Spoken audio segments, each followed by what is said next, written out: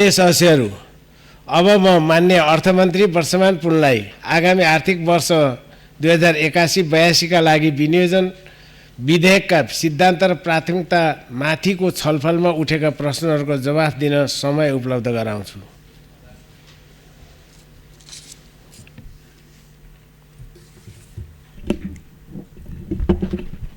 सम्माननीय अध्यक्ष महोदय, विनियोजन विधेयक 2081 को सिद्धान्त र प्राथमिकता माथिको छलफल आज राष्ट्रिय सभाको यस गरिमामय सदनमा हामी अन्तिमतिर पुगेका छौँ। यस क्रममा आजै प्रतिनिधि सभा पनि 11 बजे, राष्ट्रिय सभा पनि 11 बजे हुँदा अलिक कार्य व्यवस्थालाई व्यवस्थित गर्न अलिक अप्ठ्यारो पर्यो र राष्ट्रिय सभामा, सामान्य राष्ट्रिय सभामा चलेको बहस सुन्न, त्यसमा सहभागी हुन र टिपोट गर्न केही व्यवहारिक कठिनाइहरू पनि भयो। म प्रतिनिधि सभातिर थिएँ, त्यहाँ म यता आउँदै गर्दा त्यहाँ बोल्ने मान्य सदस्यले मन्त्रीको खोजी भइसकेपछि फेरि फर्केर बाटोबाटै फर्केर म चाहिँ फेरि त्यहाँ सहभागी भएर आएँ। अहिले पनि त्यहाँ हाउस चलिरहेको छ। आगामी दिनमा निश्चय पनि सङ्घीय संसद सचिवालयले यस प्रकारको तालिकालाई व्यवस्थित गर्ने, समन्वय गर्ने नै छ भन्ने मेरो विश्वास छ। सम्माननीय अध्यक्ष महोदय, विनियोजन विधेयक 2081 को सिद्धान्त र प्राथमिकतामाथिको छलफलमा भाग लिई आफ्नो अमूल्य विचारसहित सुझाव राख्नुहुने सबै माननीय सदस्यहरूलाई सम्माननीय अध्यक्ष मार्फत हार्दिक धन्यवाद तथा आभार व्यक्त गर्दछु। निवर्तमान अर्थमन्त्रीले सरकारको तर्फबाट पेश गर्नुभएको विनियोजन विधेयक 2081 को सिद्धान्त र प्राथमिकतामा कतिपय माननीयजीहरूले परिवर्तित परिस्थितिमा पुनर्लेखन हुनुपर्ने विषय पनि उठाउनु भएको छ। सरकारका नीतिहरूमा स्थिरता कायम गर्नुपर्ने, राम्रा नीति तथा कार्यक्रमहरूलाई निरन्तरता दिनुपर्ने र परिवर्तित सन्दर्भ अनुसारको आवश्यकता, सम्भावना र सोचलाई सम्बोधन गर्ने गरी सन्तुलन मिलाएर आगामी वर्षको बजेटको सिद्धान्त र प्राथमिकता कायम गरिनेछ। पेश भएको सिद्धान्त र प्राथमिकता संविधानले परिकल्पना गरेको समाजवाद उन्मुख हुन नसकेको र सामाजिक न्यायको एजेन्डालाई उपेक्षा गरेको भनी माननीयजीहरूको चिन्ता र चासो व्यक्त भएको छ। आगामी वर्षको बजेट 16औं योजनाको सोच अनुसारको पहिलो वर्षको प्रमुख कार्यक्रमहरू कार्यान्वयन हुने वर्ष हुनेछ। सुशासन, सामाजिक न्याय र समृद्धिको सोचसहित कार्यान्वयनमा आउने योजनाका कार्यक्रमहरूको कार्यान्वयनबाट आगामी आर्थिक वर्ष संविधानमा उल्लेख भए बमोजिमको समाजवाद उन्मुख अर्थतन्त्र र सामाजिक प्रणालीको विकासका लागि केही ठोस आधार तयार हुनेछ। गुणस्तरीय शिक्षा, स्वास्थ्य, रोजगारी र सामाजिक सुरक्षाको व्यवस्थाद्वारा सामाजिक न्याय कायम गर्ने र प्रमुख रणनीतिक महत्त्वको आधारभूत सेवा प्रदान गर्ने क्षेत्रमा राज्यको भूमिका बढाउनेतर्फ बजेट लक्षित हुनेछ। स्रोत साधनको दक्षतापूर्ण प्रयोग र उत्पादन तथा रोजगारी वृद्धिमा निजी क्षेत्र र सहकारीको क्षमताको पूर्ण उपयोग गर्ने वातावरण निर्माण गरिनेछ।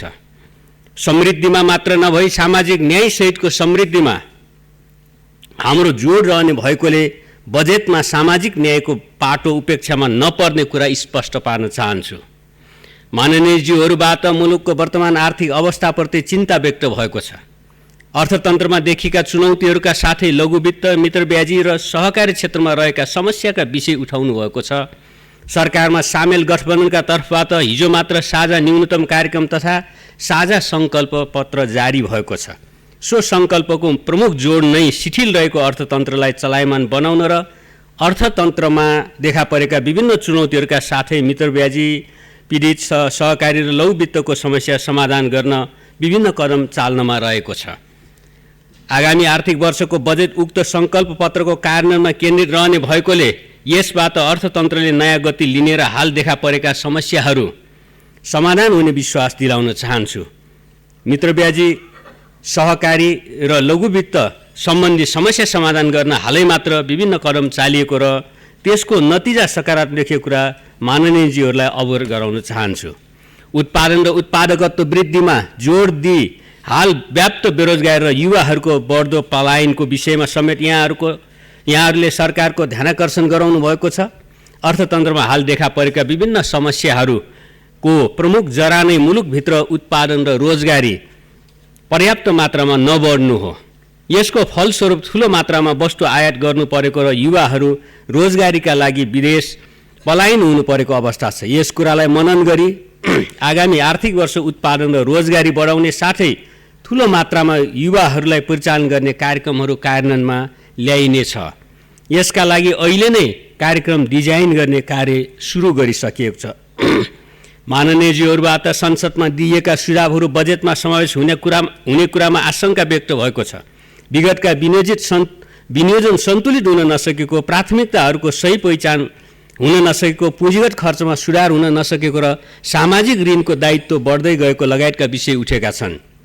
विगतमा बजेटका सिद्धान्त र प्राथमिकता, सरकारको नीति तथा कार्यक्रम र बजेट उप छलफलका लागि पर्याप्त समय उपलब्ध नहुने र संसदबाट प्राप्त सुझावहरूलाई बजेटमा समावेश नगर्ने अभ्यास रहेको थियो।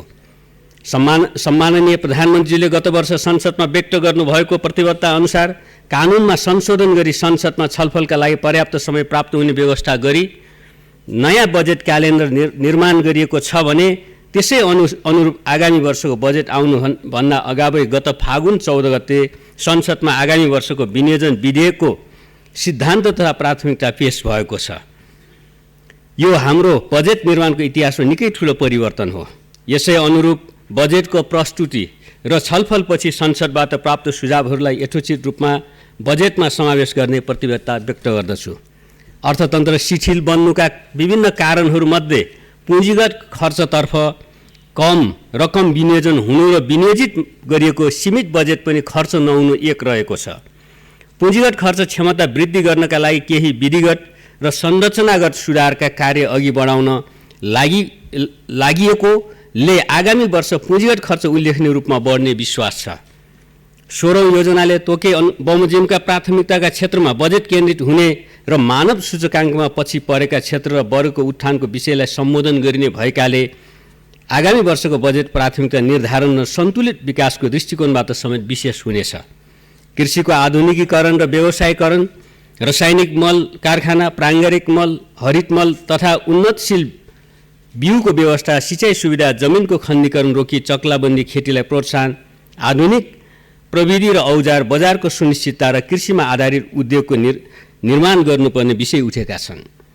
कृषिको आधुनिकीकरण र व्यवसायीकरण गर्न हालसम्म विभिन्न कार्यक्रमहरू कार्यान्वयन गरिएको भए तापनि यस क्षेत्रमा अपेक्षा गरिएको नतिजा प्राप्त हुन सकेको छैन। यस सन्दर्भमा लगानी अनुसारको प्रतिफल प्राप्त नहुने कार्यक्रमहरूलाई खारेज गर्ने वा पुनर्संरचना गर्ने र नयाँ मोडलका कार्यक्रमहरू सुरु गर्ने कार्य गरिनेछ। सामूहिक प्रणालीमा जग्गाको एकीकरण, बाँझो जमिनको प्रयोग र चक्लाबन्दी गरी ठुलो स्केलका व्यावसायिक कृषि फर्म, पशु फर्म र जडीबुटी फार्महरू स्थापना गरिनेछ। सङ्घीय स्तरबाट मल, उन्नत जातका बिउ बिजन, प्राविधिक जनशक्ति र सेवा उपलब्ध गराउन जोड दिइनेछ। सिँचाइतर्फ निर्माणाधीन सिँचाइ आयोजनाहरू सम्पन्न गर्न र तराईमा भूमिगत तथा पहाडमा लिफ्ट सिँचाइको व्यवस्था गर्न जोड दिइनेछ। कृषिको उत्पादकत्व र उत्पादन वृद्धि बढेसँगै कृषिमा आधारित उद्योगहरूको विकास र विस्तारको कार्य अघि बढाइनेछ। ग्लोबल वार्मिङका कारण हिमालका हिउँ घट्दै गएको र चुरे क्षेत्रको वन विनाश भएको कारण तराई क्षेत्रको पानीको सतह घट्दै गएको विषय पनि उठेको छ। नेपालले ग्लोबल वार्मिङबाट विश्वभर परेको असर र खास गरी नेपालका हिमाल र हिमतालहरूमा परेको असरबारेमा विश्व मञ्चमा प्रखर रूपमा आवाज उठाएको छ र बढी कार्बन उत्सर्जन गर्ने मुलुकहरूले हरित वित्त अविलम्ब उपलब्ध गराउन आह्वान पनि गरेको छ। आगामी आर्थिक वर्षमा 16औं योजनाले वातावरण संरक्षणका लागि तय गरेका विशेष कार्यक्रमहरू कार्यान्वयन गरिनेछ। यसबाट चुरे विनाश रोक्ने र पुनर्भरणबाट पानीको सतह घट्न नदिने कार्य अघि बढ्नेछ। प्राकृतिक स्रोत साधनको विवेकशील उपयोगको कार्यक्रमहरू अघि बढाउँदा पनि पानीको सतहको पुनर्भरणलाई ध्यानमा राखिनेछ। केही माननीयजीहरूले आफ्नो निर्वाचन क्षेत्र र जिल्लाका समस्याहरू पनि उठाउनु भएको छ। खास केही मान्यज्यूले आफ्नो प्रदेश र जिल्लाका समस्याहरू पनि उठाउनु भएको छ।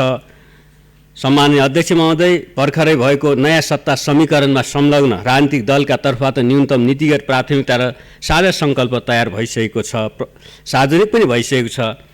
सर्वप्रथम जनताको तीव्र विकासको चाहना पुरा गर्दै समृद्धिको यात्रालाई गति दिन सरकारले पुरा ध्यान दिने प्रतिबद्धता व्यक्त गर्दछु। माननीयज्यूहरूबाट उठाएका विषयहरूप्रति सरकार संवेदनशील छ। व्यक्त भएका सुझावहरूलाई बजेट निर्माण गर्दा आवश्यक पृष्ठपोषणको रूपमा लिइनेछ। सो आधारमा सरकारको नीति तथा कार्यक्रम र बजेट तर्जुमा गरिनेछ। निश्चय पनि अर्थतन्त्रमा केही चुनौती देखा परेका छन्। उत्पादनदेखि उपभोगसम्म र लगानीदेखि व्यापारसम्म देखिएको शिथिलता हटाउन नीतिगत सुधार गर्दै आर्थिक क्रियाकलापलाई तीव्रता दिन र निजी क्षेत्रलाई विश्वासमा लिई अगाडि बढ्न सरकार प्रतिबद्ध छ। सार्वजनिक वित्तको दिगो व्यवस्थापनमा चुनौतीको रूपमा रहेको राजस्व र खर्चबीच बढिरहेको अन्तरलाई कम गर्न राजस्व सुधार, सरकारी खर्चमा मितव्ययिता, वैदेशिक सहयोगका नवीन स्रोतहरूको पहिचान र परिचालन गरिनेछ। वित्तीय र मौद्रिक नीतिबीच उचित समन्वय गरिनेछ। पुँजीगत खर्चको न्यूनताको समस्या समाधान गर्न नीति, कानुन र प्रक्रिया सुधार अघि बढाइनेछ। निर्माणाधीन पूर्वाधार आयोजनाहरूको कार्यान्वयनलाई तीव्रता दिने, आयोजना प्रमुखहरूसँग कार्य सम्पादन करार गर्ने र अधुरा आयोजनाको निर्माणमा स्रोत सुनिश्चित गरेर मात्र नयाँ आयोजना सुरु गरिनेछ। सहुलियतपूर्ण हरित वित्त परिचालनको सम्भावनालाई अधिकतम उपयोग गरिनेछ। यसका लागि उपयुक्त आयोजना र कार्यक्रम विकास गरिनेछ। जलवायु परिवर्तनबाट देखिएका नकारात्मक प्रभाव कम गर्न जोड दिइनेछ। अन्तर्राष्ट्रिय बजारमा पहुँच र प्रविधि हस्तान्तरणलाई केन्द्रबिन्दुमा राखी अति कम विकसित राष्ट्रको दर्जाबाट स्तर उन्नति भएपछिको सङ्क्रमणकालीन रणनीति कार्यान्वयन गरिनेछ। सहकारी र लघु वित्तमा रहेका समस्या तथा मित्र ब्याज पीडितहरूको साथमा सरकार रहेको छ। यसका लागि सरकारले काम अगाडि बढाइ पनि सकिएको छ। स्वदेशी उत्पादन र स्वदेशी उपभोगलाई प्रोत्साहन गर्दै राष्ट्रिय पुँजीको विकास गर्न जोड दिइनेछ। स्वदेशमा नै रोजगारी सिर्जना गरी युवा पलायन रोक्ने गरी बजेटमा कार्यक्रमहरू तर्जुमा गरिनेछ। अध्यक्ष महोदय, कृषिलाई आर्थिक वृद्धि, रोजगारी सिर्जना, गरिबी निवारण, औद्योगिकरण, निर्यात व्यापार र आपूर्ति व्यवस्थापन अभिवृद्धिको प्रमुख क्षेत्रका रूपमा विकास गरिनेछ। जनताको शिक्षा पाउने अधिकार सुनिश्चित गर्ने, विश्वविद्यालयहरूमा विद्यमान समस्याको तत्काल समाधान गरी उच्च शिक्षाको निम्ति विदेश जानुपर्ने अवस्थाको अन्त्य गर्ने र शिक्षा र रोजगारीको बीचमा सन्तुलन कायम गर्ने गरी बजेट तर्जुमा गरिनेछ। सबै पालिकामा आधारभूत स्वास्थ्य सुविधा पुर्याउने, स्वास्थ्य बिमा कार्यक्रम मार्फत नागरिकको स्वास्थ्य उपचार सहज बनाउने र सरकारी, सामुदायिक र निजी क्षेत्रबाट प्रदान गरिने स्वास्थ्य सेवाको गुणस्तर कायम गर्न जोड दिइनेछ। आवासविहीनलाई सुरक्षित आवास र मर्यादित जीवन उपलब्ध गराउने सामाजिक संरक्षणका कार्यक्रमलाई निरन्तरता दिँदै स्वदेश तथा विदेशमा ज्याला रोजगारी तथा स्वरोजगारीमा रहेका सबैलाई समेट्ने गरी योगदानमा आधारित सामाजिक सुरक्षा कार्यक्रम अगाडि बढाइनेछ। सरकारको स्रोत र साधनको सन्तुलित वितरणमा सरकारले यथेष्ट ध्यान दिनेछ। सम्माननीय अध्यक्ष महोदय, माननीय सदस्यज्यूहरूबाट प्राप्त सुझाव, दिशानिर्देशहरूलाई समेटेर हामीले यसका प्राथमिकताका आधारमा आगामी बजेट र कार्यक्रम निर्माण गर्ने म पुनः प्रतिबद्धताका साथ आफ्नो भनाइ अन्त्य गर्छु। धन्यवाद।